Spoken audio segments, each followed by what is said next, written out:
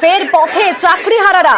SSC দফতর অভিযান। সল্টলেকে করুণাময়ী bus stand থেকে মিছিল, মানববন্ধন করে এসএসসি দফতর অভিযান।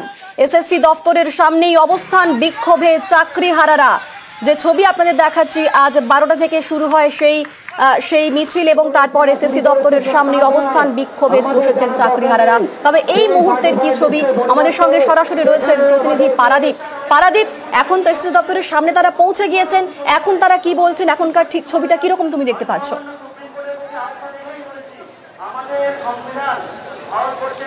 একদমই অনন্দিতা, ঠিক এই মুহূর্তের ছবিটা তোমায় দেখাবো। এসএসসি ভবনের সামনে একদিকে যেমন পুলিশ প্রশাসনের যারা রয়েছেন নিরাপত্তা রক্ষীরা, তারা যেমন বেষ্টনী করে তাদের ঘিরে রেখেছেন, অন্যদিকে চাকরিহারারা সেই এসএসসি ভবন পর্যন্ত এসে সেই এসএসসি ভবনের সামনের যে রাস্তা, সেই রাস্তায় তারা বসে পড়েছেন। এখানে তারা শান্তিপূর্ণ অবস্থান করছেন। তাদের হাতে একদিকে যেমন বিভিন্ন রকম প্ল্যাকার্ড রয়েছে, বিভিন্ন রকম পোস্টার রয়েছে এবং সেখানে তাদের দাবি, কি দাবিতে তারা আজকে এসছেন, কেন তারা অবস্থান করবেন, সবটাই কিন্তু আজকে তারা তুলে রেখেছেন। আমি দেখুন এই যে পোস্টারটা, সেই পোস্টারের উপর লেখা আছে আপনাদের বক্তব্যটা, পোস্টারের মধ্যে পুরোটা তুলে ধরা হয়েছে। একটু যদি প্লিজ বলেন।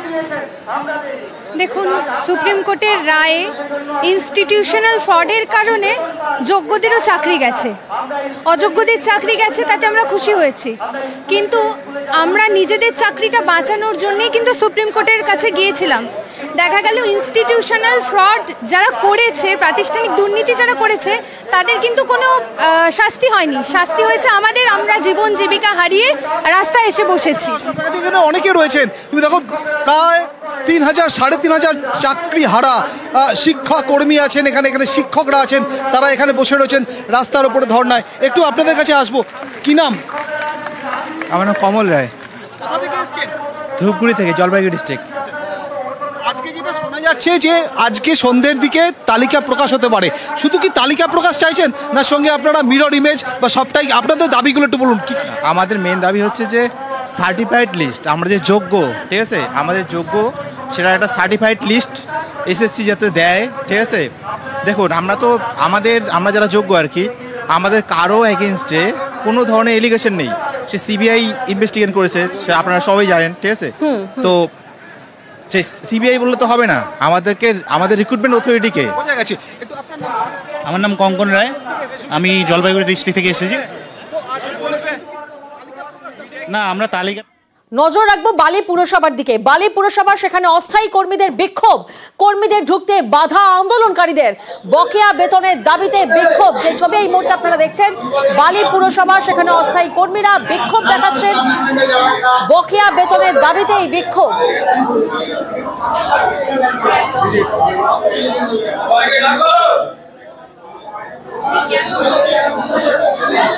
অন্তত 400 জন অস্থায়ী কর্মী রয়েছেন এই পুরসভায় এবং সেখানে প্রায় 3 মাস ধরে কোনো বেতন পাওয়া যাচ্ছে না, এমনটাই অভিযোগ সামনে আসছে।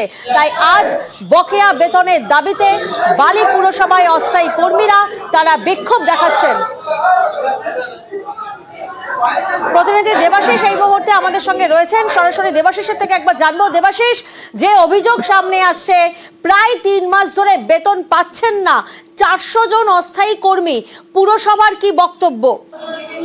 পুরসভার তরফ থেকে এখনো কোনো পরিষ্কার ভাবে বক্তব্য পেশ করা হয়নি, কিন্তু তাদের যেটা জানানো হয়েছে যে এই যে ফিনান্স অফিসার রয়েছেন, তিনি কিন্তু এই সমস্যা তৈরি করেছিলেন। তার কারণ হচ্ছে যে এই যে কর্মীরা কাজ করছেন, এদের মধ্যে একাধিক মানুষ যাদের কোনো অ্যাপয়েন্টমেন্ট নেই, তারা বেআইনি ভাবে কাজ করছেন। এই কারণে তিনি কিন্তু সেই আর্থিক মাইনে দেওয়ার ক্ষেত্রে তিনি কোনো সই করেননি। তবে এই বিষয়ে যে মুখ্য প্রশাসক রয়েছেন হাওড়া শহরের এডিএম, তার তরফ থেকে পরিষ্কার কিছু জানানো হয়নি এবং তিনি এই মুহূর্তে যে কর্মীদের মাইনা আটকে গেছে তাদের ফাইল চেয়ে পাঠানো হয়েছে, সেই ফাইল দেখে তারপরে সিদ্ধান্ত নেওয়া হবে। তবে এই যে 3 মাস ধরে তারা মাইনা পাচ্ছে না, ফলে 400 জন কর্মী সেই বিক্ষোভে ছেড়ে কার্যত বালি পুরসভা আজ সকাল থেকে কিন্তু অচল হয়ে গেছে। কর্মীদের বিক্ষোভে কার্যত দরজা বন্ধ করে দেওয়া হয়েছে প্রত্যেকটি দপ্তরে।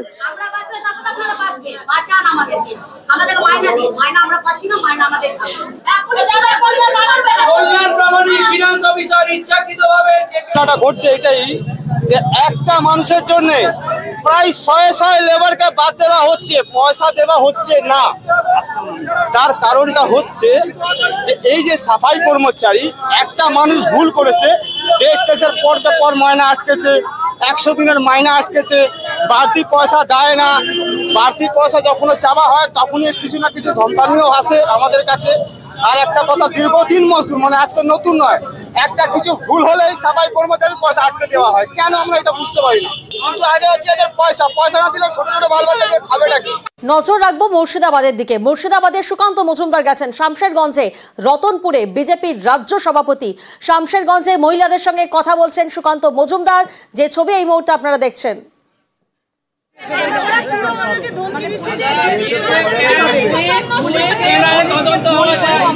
তদন্ত হওয়া চারশো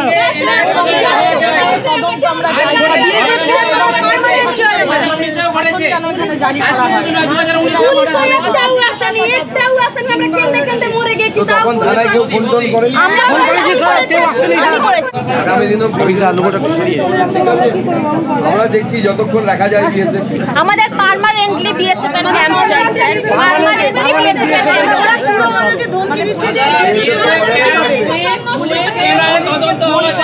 এনআই তদন্ত হওয়া চারশো।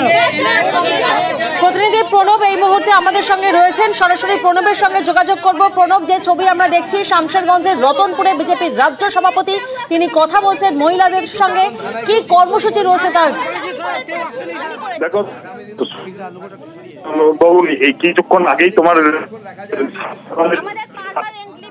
প্রণব, তোমার অডিও আমাদের কাছে স্পষ্ট নয়, যদি স্থান পরিবর্তন করে কথা বলা সম্ভব হয়।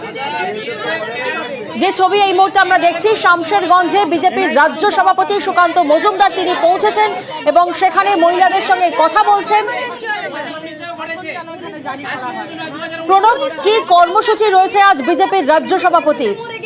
দেখো, বিজেপির রাজ্য সভাপতি কিছুক্ষণ আগেই তোমার শামশেরগঞ্জে এসে পৌঁছেছেন। তারপরে তিনি রতনপুরে গিয়েছেন, যেখানে ক্ষতিগ্রস্ত পরিবারগুলোর সঙ্গে কথা বলছেন, মহিলাদের সঙ্গে কথা বলছেন। এরপর তিনি বিভিন্ন জায়গায়, যে সমস্ত জায়গাতে এই তোমার ক্ষতিগ্রস্ত পরিবারগুলোর সঙ্গে কথা বলবেন এবং যেখানে তোমার জাবরাবাদ, যেখানে বাবা এবং ছেলেকে খুন করা হয়েছিল নৃশংসভাবে, সেই পরিবারের সঙ্গে দেখা করার আছে এবং নেতাদের যারা নেতৃত্ব রয়েছেন ওই এলাকার, তাদেরকে সঙ্গে নিয়ে কিন্তু তিনি ঘুরছেন। ইতিমধ্যে কিন্তু রতনপুরে একাধিক পরিবার তার কাছে অভিযোগ জানাচ্ছেন এবং তিনি তার কাছেও দাবি জানাচ্ছেন যাতে সুরক্ষার ব্যাপারটা, এবং তিনি তাদেরকে আশ্বাসও দিচ্ছেন যে বিষয়টি দেখা হবে।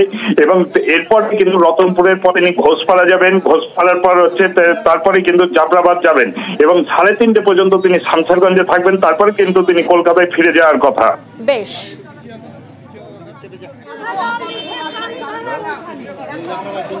ঘাটাল মাস্টার প্ল্যানের কাজ আরও এক ধাপ এগোলো। শিলাবতী নদী খনন করা হবে, নোটিশ দেওয়া হয়েছে, বিজ্ঞপ্তি দেওয়া হয়েছে।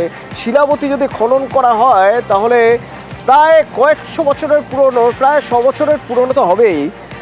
শিলাবতীর পশ্চিম পাড়ে কুঠিবাজারের কাছে যে দোকানগুলি রয়েছে, সেই দোকানগুলির ভবিষ্যৎ সেগুলো তো ভেঙে ফেলতে হবে। এবার তারা রয়েছেন টেনশনে। আমার সঙ্গে সুকান্ত রয়েছেন সরাসরি। সুকান্ত, তাদের ব্যাপারে কোনো ভাবনা চিন্তা হয়েছে? জানার আগে একটু জানবো যে এই কাজ কিভাবে হচ্ছে। দেখো তনুদা, ঘাটাল মাস্টার প্ল্যান কার্যকর করতে মূলত নদী খননের উপর জোর দেওয়া হচ্ছে প্রশাসনিকভাবে। কারণ নদী খনন করে এই যে ঘাটালের জমে থাকা জল, যে জলে ঘাটাল প্লাবিত হয়, সেই জল বের করে দেওয়ার ব্যবস্থা করা হচ্ছে, যার ফলে বন্যা হবে না, এমনই দাবি করা হচ্ছে প্রশাসনের পক্ষ থেকে।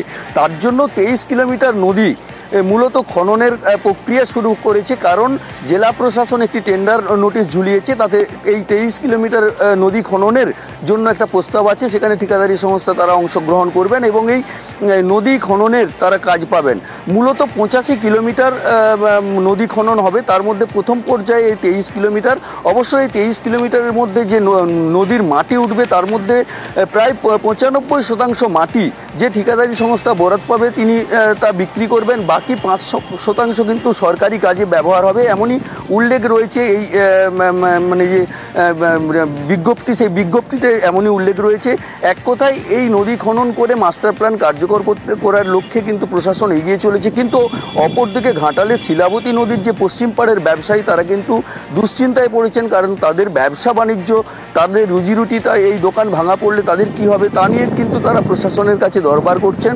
তারা চাইছেন পুনর্বাসনের। আর প্রশাসন প্রশাসনও কিন্তু সর্বতোদিকে চেষ্টা করছেন। তারাও কিন্তু এই যে 5% মাটি, সেই মাটি কিন্তু একটি নিচু জায়গা ভরাট করে একটা নতুন মার্কেট তৈরি করার সিদ্ধান্ত নিয়েছে। এখন দেখার কত শীঘ্র এই ঘাটাল শিলাবতী নদীর যে খনন কাজ, সেই খনন কাজ শুরু হয়। কিন্তু সার্বিকভাবে ঘাটালবাসী কিন্তু তারা খুশি, কারণ